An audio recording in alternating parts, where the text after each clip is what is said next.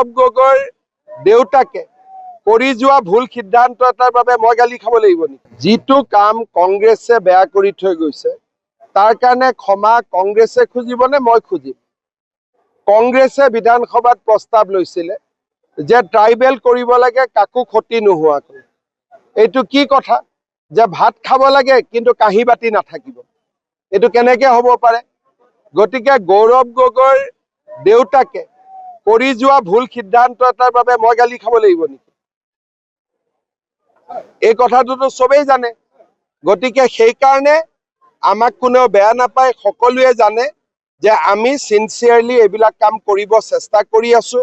অসমত যিমান গণ্ডগোল লগাই থৈ গৈছে কংগ্ৰেছে লগাই থৈ গৈছে। ৰাজহুৱা কৰিম। এইটো মই দাবী কিয় জনাব লাগে যেতিয়া মই নিজেই টুইটত দিছো যে এইটো ৰাজহুৱা কৰিম? যেতিয়া মই কলোহেঁতেন যে ৰাজহুৱা নকৰো তেতিয়াহে দাবী কৰিব লাগে। মই দেখোন প্ৰথম দিনাই টুইটত দিছো যে আমি ৰাজহুৱা কৰিম।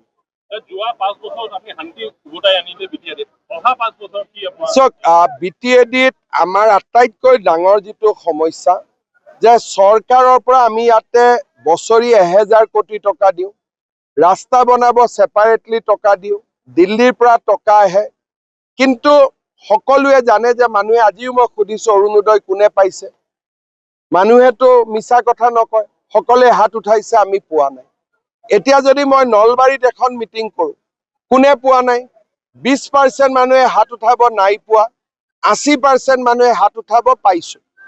বিটিচিত কি হয়? 80% কয় নাই পোৱা, 20% কয় পাইছো। চৰকাৰী আঁচনি যাতে বিটিচি ৰাইজে পায়, বিটিচিত উন্নয়ন হয়, শিক্ষা ভাল হয়, স্বাস্থ্য ভাল হয়, এইবিলাক কাম আমি 5 বছৰ ভিতৰত কৰিম। অসমততো আমি বহুত কাম আগুৱাই দিলো।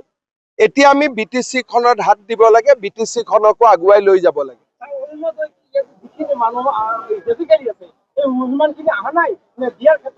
এতিয়া চবেইতো ভিচিডিচিৰ কথা কৈ থাকে।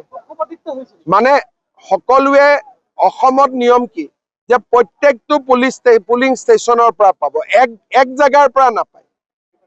আমাৰ অসমত নিয়ম কি? ধৰক মোৰ জালুকবাৰী সমষ্টি, কৰবাত হিন্দু আছে, মুছলিম আছে, খ্ৰীষ্টিয়ান আছে, প্ৰত্যেকটো চেণ্টাৰতে জনসংখ্যা অনুপাতে অৰুণোদয় যাব, সকলোৱে পাব। কিন্তু আপুনি যদি 50খন গাঁৱৰ 10খন গাঁৱত দি থৈ দিয়ে, 40খন গাঁৱৰ ৰাইজেতো নাপাব।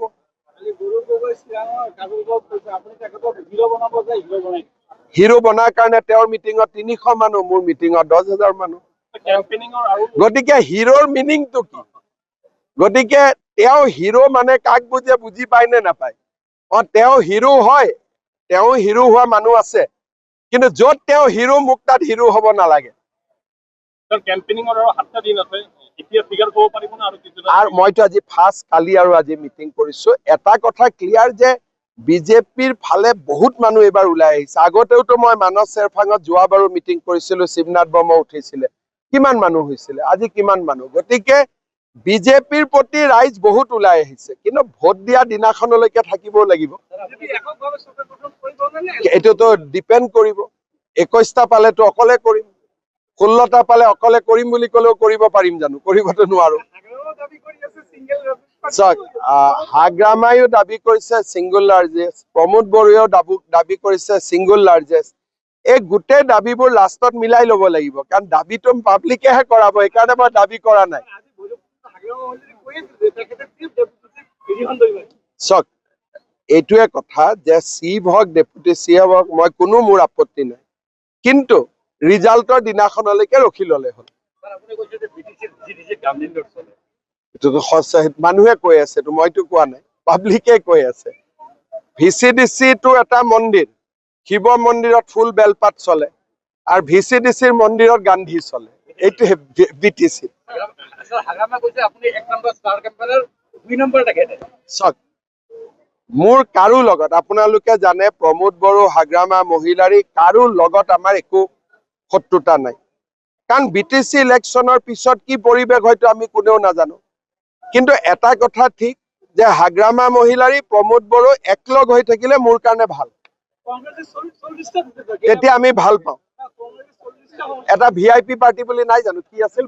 VPI, VPIতো 40টা দিয়ে, কিন্তু জিকে কেইটাত? তো অসমত কংগ্ৰেছ আৰু VPI একে কেণ্ডিডেট দিয়ে কোনোবাই কয় নেকি আমি কেণ্ডিডেট দিছো এইটোৱে আমাৰ সাকসেস বুলি এনেকুৱা আজি ধৰক অসমত এছেম্বলি হল 126টা জেগাত মই কেণ্ডিডেট দি দিলো মই কম মোৰ এইটোৱে সফলতা 126টা সিকিউৰিটি কিন্তু এটা ফৰফিট এইটো কি